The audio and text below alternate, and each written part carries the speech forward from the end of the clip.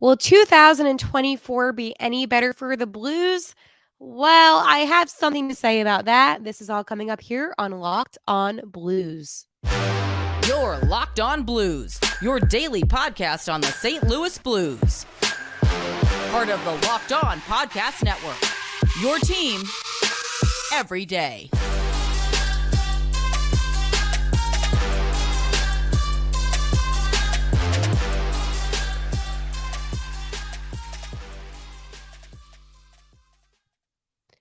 And welcome back to Locked On Blues. I am your host of Locked On Blues, Haley Taylor Simon, talking to you all things about our St. Louis Blues here, a part of the Locked On Podcast Network, your team every day.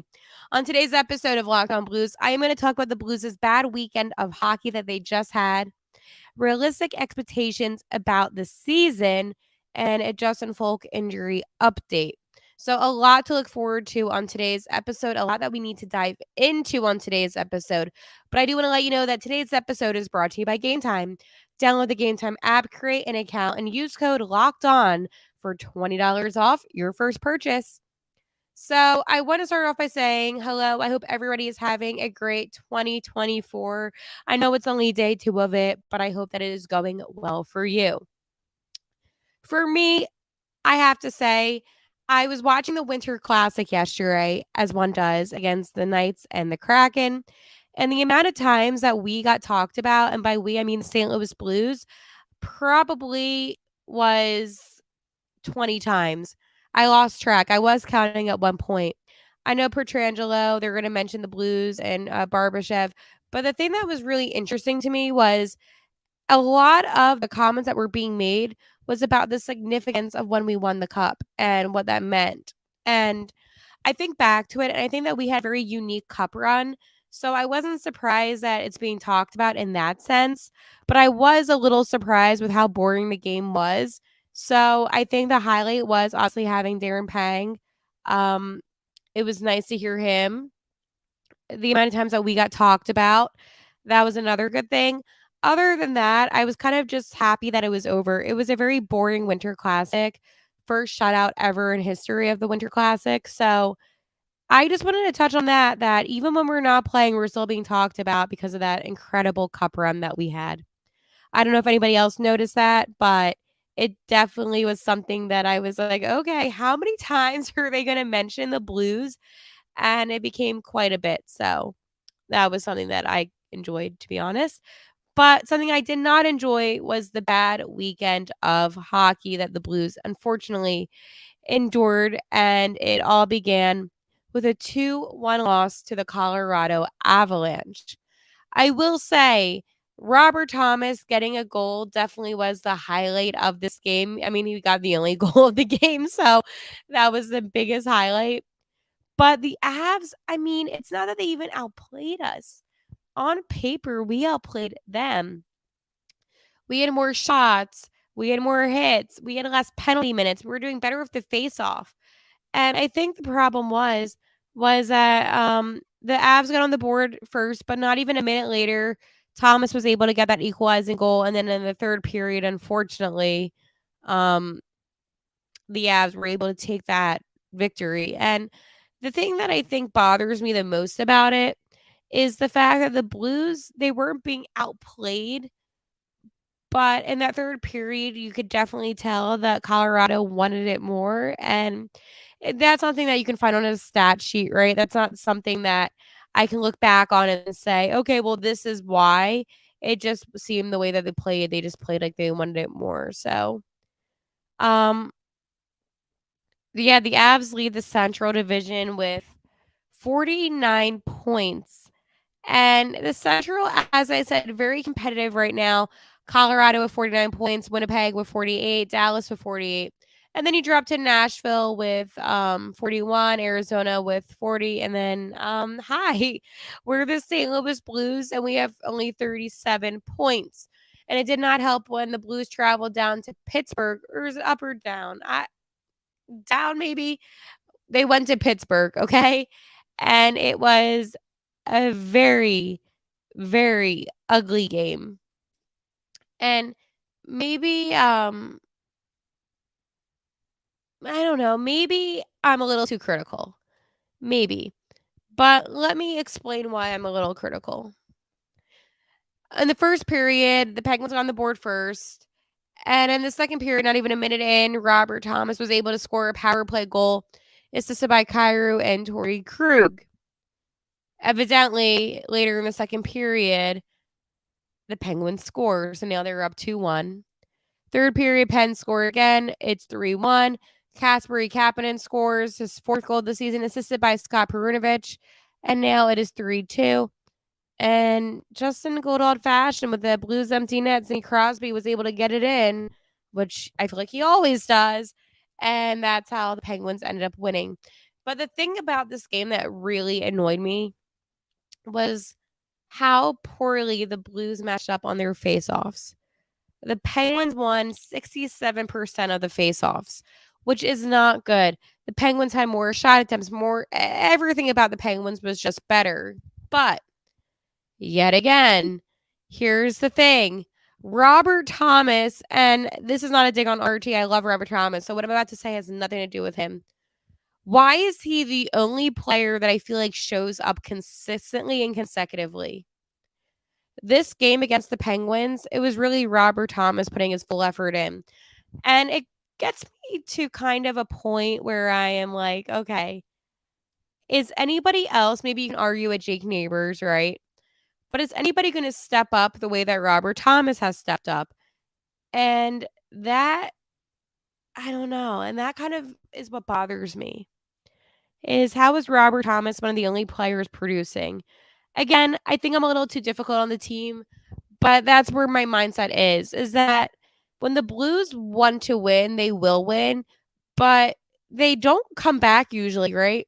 If the other team scores first, and this is how it's been all season, the Blues have a very hard time with finding that comeback. It's happened like one or two times, but they're a team that they need to score first in order to win. But I mean, I just see this effort put in by Robert Thomas, and I've yet to find that effort by anybody else, really. I mean, I don't know if it's defeat. I don't know what it is. I don't know if it's a shift in momentum. But to me, especially as of lately, it seems like it's the Robert Thomas show and everybody else is taking a backseat. I am live on YouTube, so I do have some comments. Rob says, I'm talking about the Blues, but it's not very nice what I am saying. Yeah, facts. And he does agree the Avs was a good game. And it was. And when I say bad weekend of hockey, I just mean the outcome. The Penguins was a bad game, but the Avs was at least a competitive game. NJ Dave says, hey, Haley, finally ran into you. Told you Banny was a good coach. Yeah, I mean, here's the thing, though. And I'm going to talk about this a lot coming up on my next little chunk of this podcast. How is this team going to respond on Thursday, coming off of losing 2 games in a row? This is the first time Bannister has almost, faced a losing streak. So it is going to be very crucial to see how the team responds.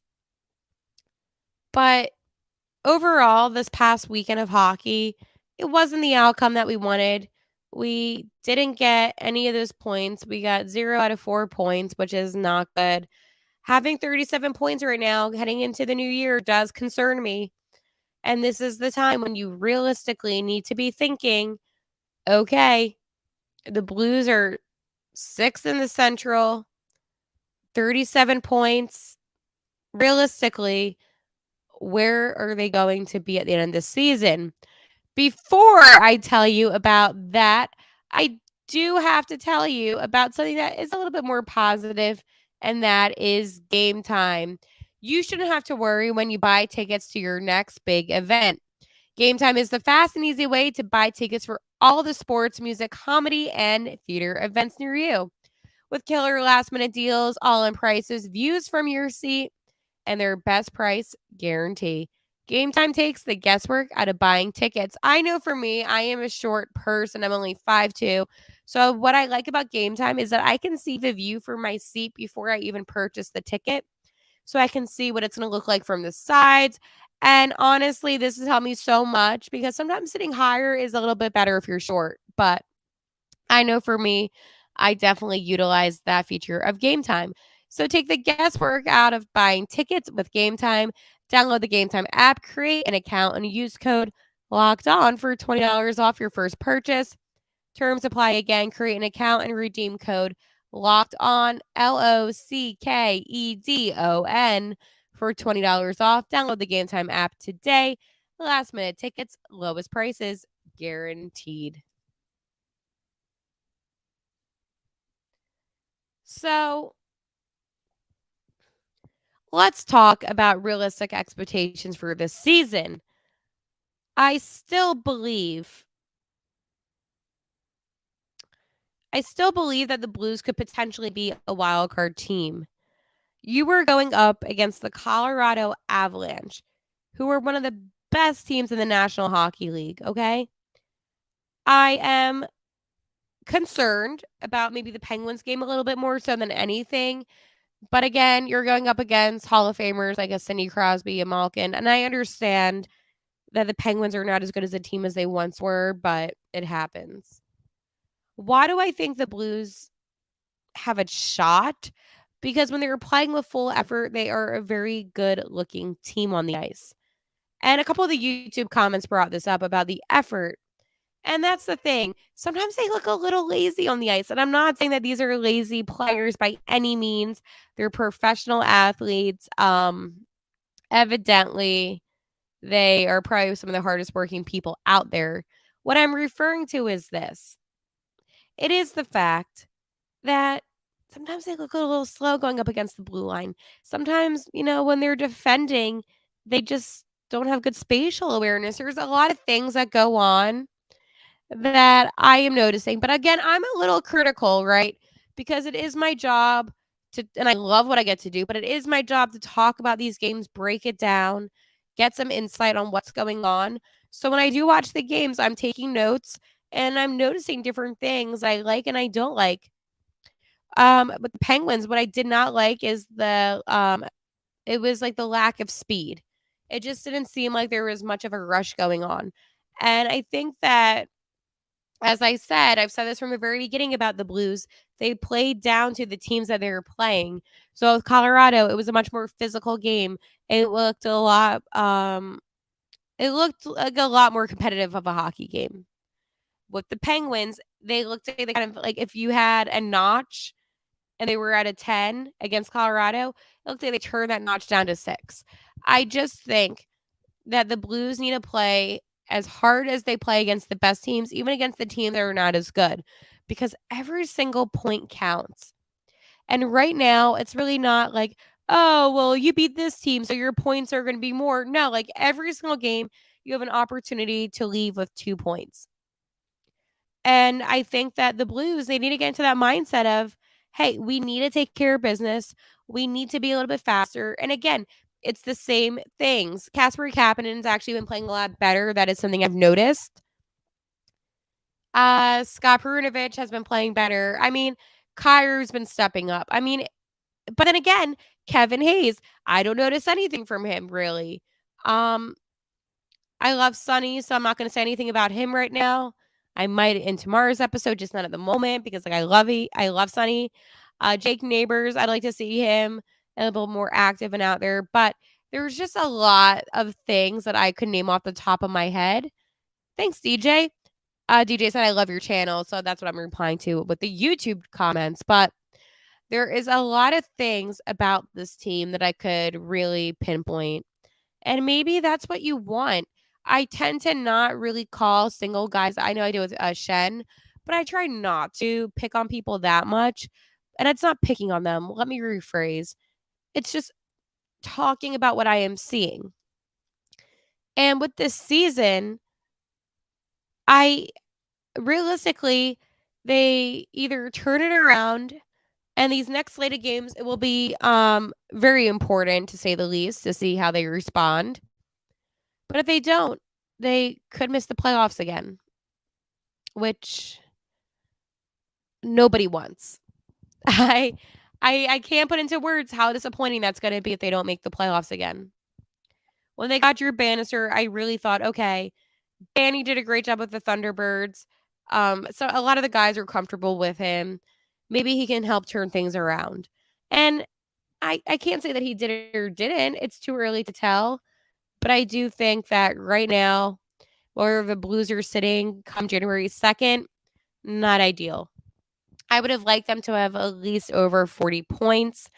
And it concerns me that the Nashville Predators, who are set to be not the greatest of the teams, are surpassing the Blues in points. But, good teams lose games. I believe the Golden Knights have lost 4 of their last 5 games, which is not good for them. And again, they're one of the best teams in the league. So I don't think at the moment, I know at the end of January when we went to the Cup, we were dead last in the West. I just think that this is a much more competitive season and there's just a lot more at stake. So that's how I am feeling. I want to be wrong, right? This is one of those things where I would love to be proven wrong. Prove me wrong, St. Louis. But right now, that is how I am feeling about all this. I'm also feeling something good about FanDuel. The NFL regular season is wrapping up, but there's still time to get on the action with FanDuel, America's #1 sportsbook. Right now, new customers get $150 in bonus bets guaranteed when you place a $5 bet. That's $150 in bonus bets, win or lose. The app is so easy to use, and there's so many different ways to bet, like a live same game parlay, which I love. Find bets in the new Explore tab. Make a parlay in the Parlay Hub, the best way to find popular parlays and more. So visit fanduel.com/locked on and make your first bet a layup. FanDuel, official partner of the NFL. So I know for me, I'm like the CEO of parlays. And it's kind of funny because, like, I'm in a group chat with a lot of my friends, and we just have, like, the most random and bizarre parlays that kinda don't make any sense, but, um, I know for me, I really do love them, so I always recommend and right now, the Ravens look like the best team, so just do some stuff with the Ravens and get some money because, I want you to get money. We love money. Okay, so I have a little update on my boy, Justin Faulk. So he has a lower body injury. It remains day to day, and it isn't expected to play Thursday against Vancouver. Jeremy Rutherford from The Athletic reported on that. One of my favorite Blues reporters. Great content all the time. And this does concern me a lot with Justin Faulk. I think that the impact that he has made is phenomenal. I mean, he's 31, but yet he plays really good hockey. He hasn't missed a beat, and that's the thing about Jay Folk that I like a lot about him. So he got this injury Friday, by the way, against the Colorado Avalanche. And it was actually the final minute of the game. So I didn't really like realize what happened until I would because the game was wrapping up and I'm like, oh, like he'll be fine. But this is what Drew Bannister had to say. I can't give you the timeline, but I can tell you it's better than we originally thought. I don't think it's day to day until we get back and see how it is over the next 2 days and see how he feels. So it's interesting. It is. Um, Jay Folk has had 2 goals and 15 assists and has been killing it. But again, I don't know what's going on exactly. I just know that him out of the lineup 100% sucks. And I am hoping nothing but the best for him. But it is important to talk about because maybe, just maybe, losing a guy like that is the reason why they kind of struggled against Pittsburgh, right? Rob says, I think we need an enforcer to get the boys fired up. I don't. Um, I don't. I think that if you're in the National Hockey League and you made it to that level, you should be fired up no matter what. It is a privilege and an honor to be in the NHL. I understand sometimes it's good getting that momentum from the ice, and I respect that. But at the same time, I'm a big believer in you need to play every single game like it is your last game. And these guys, they need to find motivation within themselves. They have a reason to be motivated. They have a new coach. If that isn't motivation enough, then I truly don't know what it is. I just think that at the end of the day, this is a team that sometimes plays a little bit lazy hockey, and I don't really like it. So it bothers me. It annoys me. It infuriates me. It frustrates me. Any negative word that I can say 100% describes what is going on that I am seeing on the ice. But at the same time, there is positives. And like Perunovic, I really do enjoy his game. I think Torrey Krug's been doing better. I mean, Krug is such a big body. And when he gets physical, he does make it hard for guys to get past him. So I think if he just plays with more physicality, then that's all the better. But with overturning pucks, they can't do that. They need to play more what's the word? Stricter hockey. I don't know. Maybe I'll come up with the word later, but that's what I have right now. Where they're just being more smart, better puck possession. And watching the junior worlds, by the way, and I'm going to talk about this a lot on tomorrow's episode because tomorrow's made another episode of players that I went to get with free agency, the trade deadline, and the draft. But our guys have been killing it. Snuggy's been killing it. Um, so many other guys, and that is what gives me excitement about the future. It is them. It is the younger guys that have been really getting me amped up and excited for the future of Blues hockey. Right now, in this current moment in time, yeah, I'm frustrated, but who wouldn't be? I'm enjoying what I'm seeing when they're playing well, but I think we all know that the cup is not at our grasp. Again, anything can happen. I know that, but I'm just trying to enjoy the season while I can and enjoy seeing what's going on in the ice. I especially have been really impressed with Robert Thomas, and he never fails to impress me. So that's why on my Locked On Blues Twitter page at Locked On Blues, in the bio it says it's always Robert Thomas season because, guys, it's always Robert Thomas season.